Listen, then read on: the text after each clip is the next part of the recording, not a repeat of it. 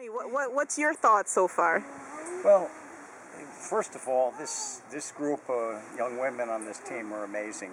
The things they've done in their time at Hendrix since I've known them, it's been incredible. Traveling around different places in the world, doing volunteer work locally and globally, and just this trip, how it was put together was pretty interesting. Hannah really took charge of it, and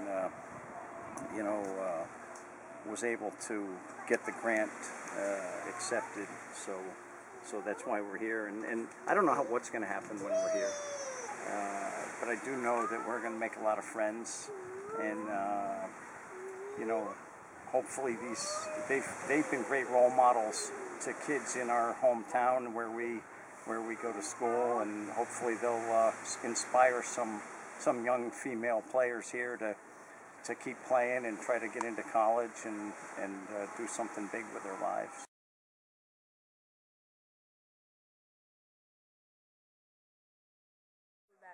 Most of the girls are on the football team are stigmatized because they play women's football, it's that, oh, they're lesbians. And I don't know why it started, but it's just something that has started, and it's just built up like over the years. Even if you graduate and you're coming in and you join the team, oh, because she joined the team, she's a lesbian, and that's the reason why she's joining the team, not because she just loves football or that's the way she expresses herself. She just because she joins the team, she's a lesbian. And I think this week it needs to be tackled. I know that even at the co-ed schools too, the boys look down on the women's football team because they feel that, oh, they're girls, they can't play football, and they're lesbians, so they can't. And it's just something that I think it really hurts me to see young people pacing on other young people, because we all should be actually just one, whether you're lesbian, whether you're brown, whether you're white. I just think that we should be one, and it's something that I think that a lot of people they ignore it just because it's that issue that nobody wants to talk about. And so you think that the skills supersede the stigma that people are, and if they can stray away from the stigma, then they will benefit more and appreciate more the skills that are there? I think so. If people put away the stigma and looking down on people and judging people, I think that people will actually see, oh, these girls have the possibility to go and be in the World Cup and do this and do that. But because people are just looking at the stigma and looking at the fact that, oh, they're lesbians and I don't want to be around that, nobody's going to look at the skill. It's true. Is it the same with track and field? With track, not as much, because track is a more open sport. I know in Jamaica it's a more open sport, but yet you do have it that some girls on the track team, you have like the cliques, the different groups in the track team that you say, oh, those are the high points and those are the lesbians, but they're not as looked down upon as much as the women's football team for some odd reason. But I think because track is like, people would say, it's a more feminized thing, and more people would say it's kind of like our sport because that's what we're exceptionally good at, because we have Veronica and Shelley and Hussein and people like that. For you guys from Hendrix that are here, what are your observations so far in women's sports? Or, I mean, I know we haven't touched the field yet, but based on what you've heard, do you feel that there can be an impact and awareness and change? I mean, I think so. I think if we're talking about sexuality, then it's something that really, I mean, I'm really impressed. I can't believe you're 16 because you put it better than I did.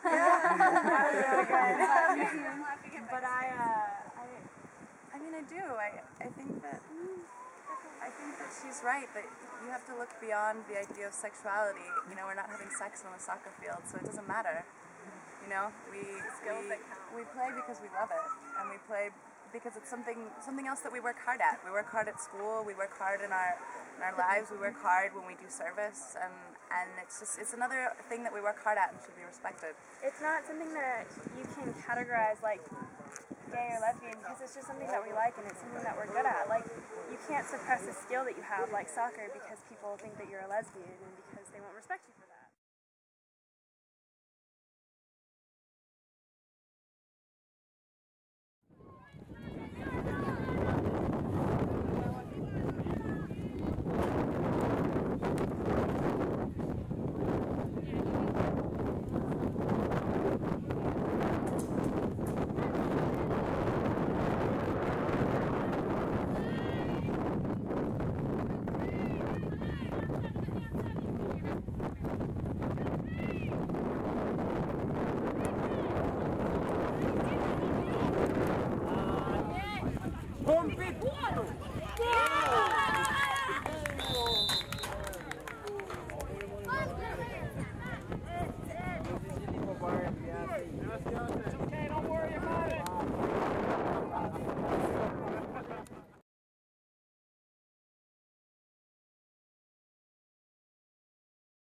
Tell me about your fundraising effort. Talk about your scholarship stuff. How did we get here? How did we get to Hendrix? I was just saying, I mean, just to get to college in general, we had to work hard in school and study really hard so we could get scholarships to go to a great school like this or any other college.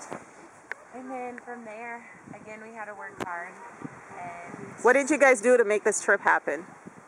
we would do certain fundraisers, like we did a bake sale, and we would just talk to people about And you guys what we baked were the cookies doing. yourself, I heard. Yes.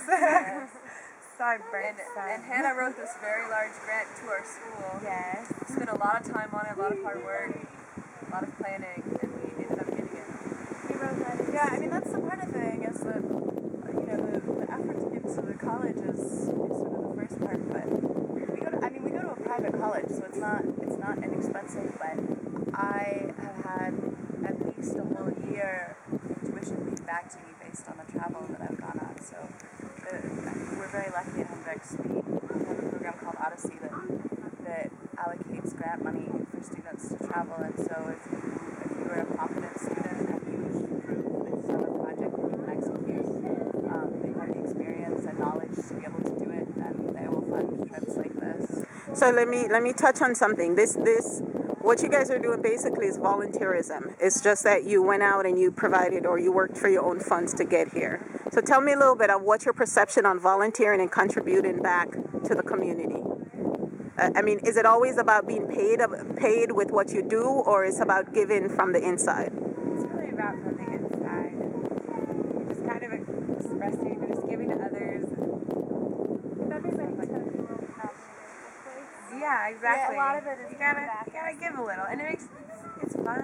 There's a really wonderful quote by Muhammad Ali, and it's service.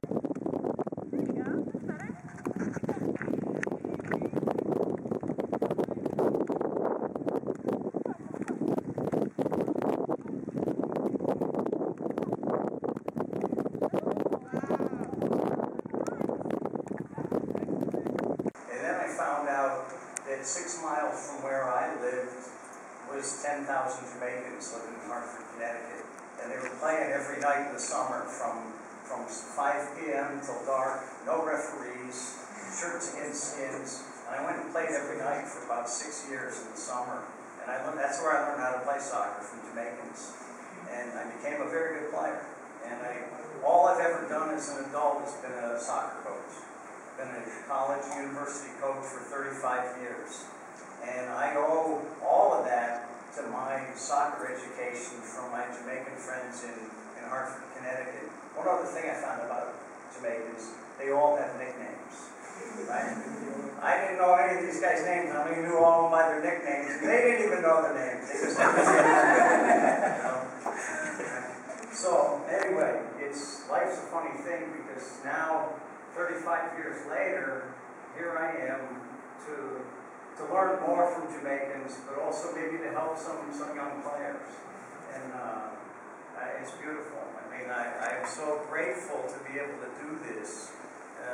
And I certainly do not expect to come here and teach very much. I expect to come here and learn an awful lot. Just like I did, 35, 40